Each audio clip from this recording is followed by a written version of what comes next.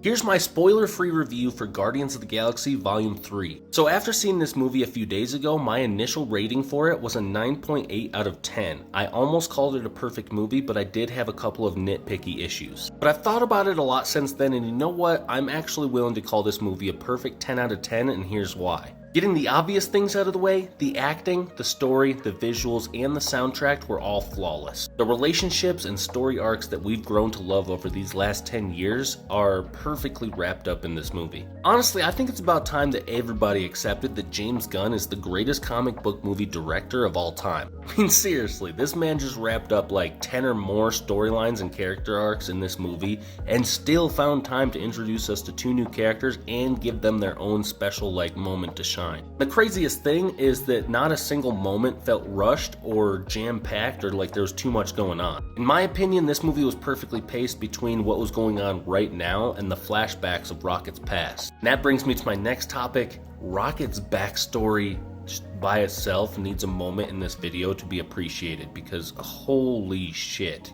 I'm just thinking about it right now, and honestly, dude, I'm about to cry just thinking about it. And honestly, the worst part is without spoilers, I can't really say too much about it, but god damn, dude, that broke my heart, and I still think about it. If y'all didn't know already, y'all will know after this movie that James Gunn is gifted with being able to make you deeply feel for some sort of creature, like Groot or King Shark.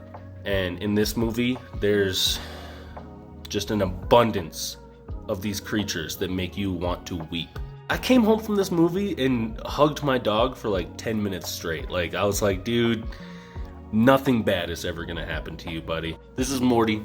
He's a good dog, and he loves neck rubs. Now, with that being said, if you're the kind of person that has a really hard time watching animals being hurt, reconsider watching this because you're gonna have a hard time getting through it. And the last thing I can really say about this movie in this spoiler-free review is that something happens at the end of this movie that when I saw it for the first time, it very much angered me. I was angry. I heard it and the whole crowd was like, oh, what? And I was like, why the fuck did they do that? But then immediately after, a fan theory came out that James Gunn has confirmed. And after that confirmation, it changed the entire scene for me, changing this from a 9.8 to a 10 out of 10 movie. Can't tell you what it is because it would be a spoiler. All I'm going to say is go watch the movie and you're going to enjoy it. Actually, after seeing this movie, I have to redo not only my top 10 MCU movies, but what's my favorite movie of this year so far. Tell me your thoughts in the comments and follow for more.